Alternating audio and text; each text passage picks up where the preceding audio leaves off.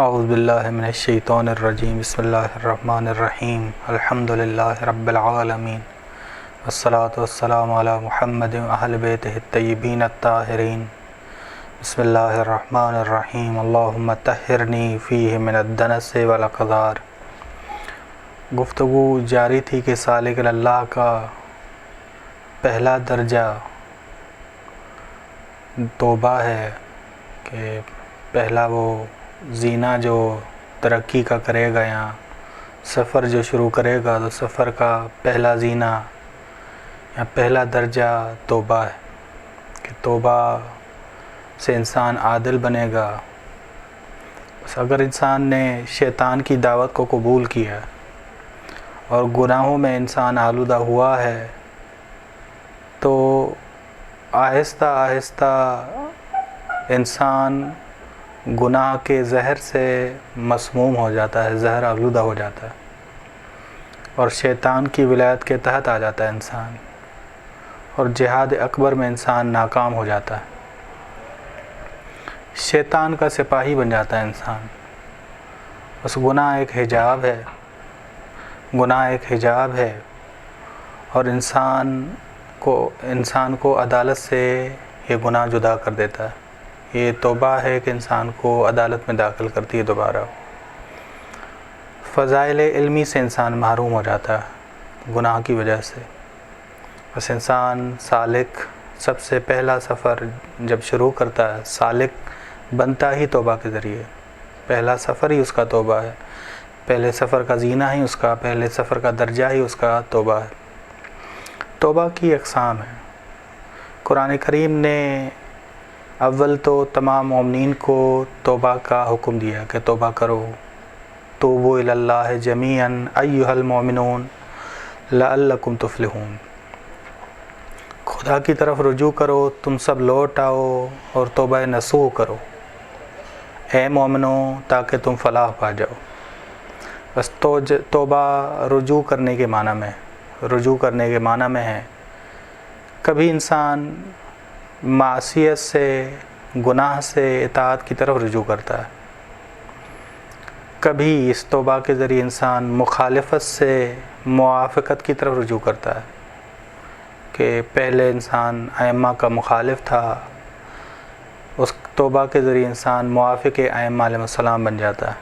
کبھی غیر خدا سے خدا کی طرف رجوع کرتا ہے، کہ انسان غیر خدا میں پڑا ہوا تھا، توحید کی طرف لوٹتا ہے اور خدا کی طرف رجوع کرتا ہے۔ کبھی انسان متوسط عمل سے، ایک متوسط عمل سے اعلیٰ عمل کی طرف رجوع کرتا ہے، اعلیٰ عمل کی طرف لوٹتا ہے۔ بس یہ نہ سمجھے گا کہ انسان نیکی میں ہے تو اسے توبہ کی ضرورت نہیں، بلکہ ہر روز عمل کو بلند تر کرتے جانا، یہ بھی ایک توبہ ہے، یہ بھی ایک توبہ ہے۔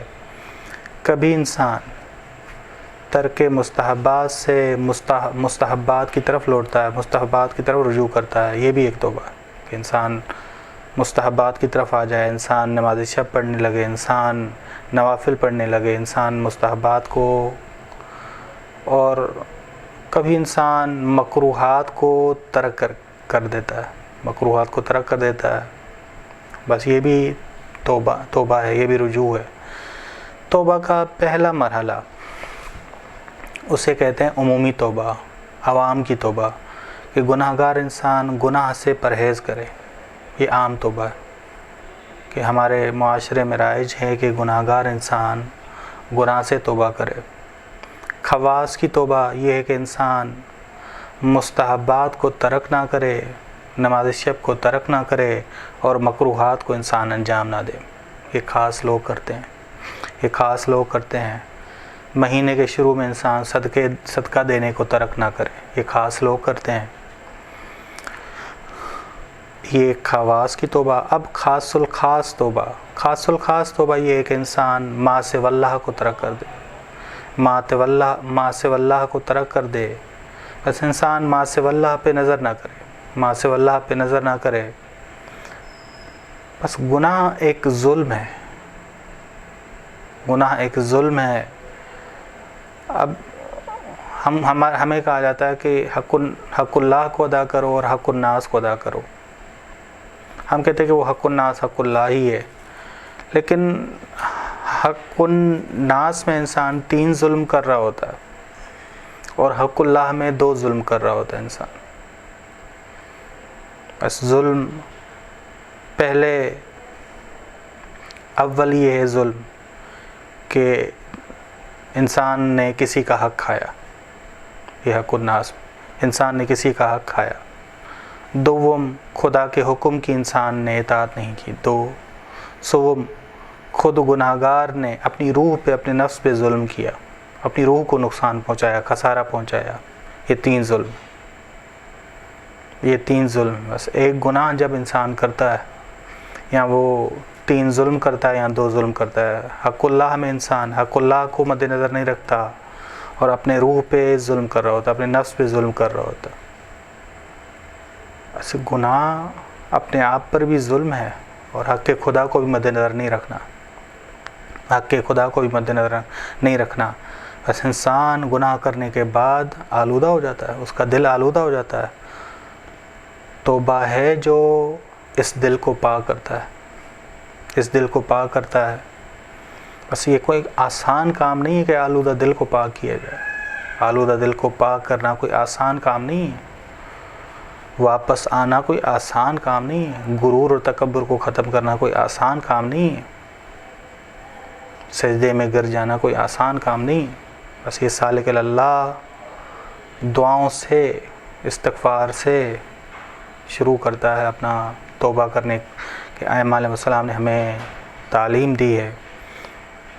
اللہم طہرنی فیہ من الدنس والاقذار، اے ہمارے پروردگار تو پاک کر ہمیں گندگی سے، آلودگی سے پاک کر دے ہمارے دل کو. اللہم اغسلنی فیہ من الذنوب، خدا ہمیں غسل دے دے گناہوں سے.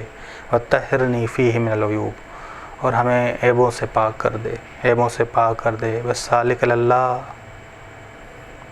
توبہ کرنے کے بعد جو کام اس نے کرنے ہیں وہ یہ ہیں. جیسا کرے وہ توبہ کرتا ہے تو یہ کام ضروری ہے کہ وہ کرے. اول بے وجہ گفتگو نہ کرے، بے وجہ گفتگو نہ کرے. اپنی خوراک میں ہوشیار رہے، اپنی خوراک میں ہوشیار رہے. یہ الہامی آواز سننے والا ہو جاتا ہے سالک اللہ. بس بے وجہ اگر گفتگو نہیں کرے گا، اپنی خوراک میں ہوشیار رہے گا تو الہامی آوازیں سننے والا ہوتا ہے.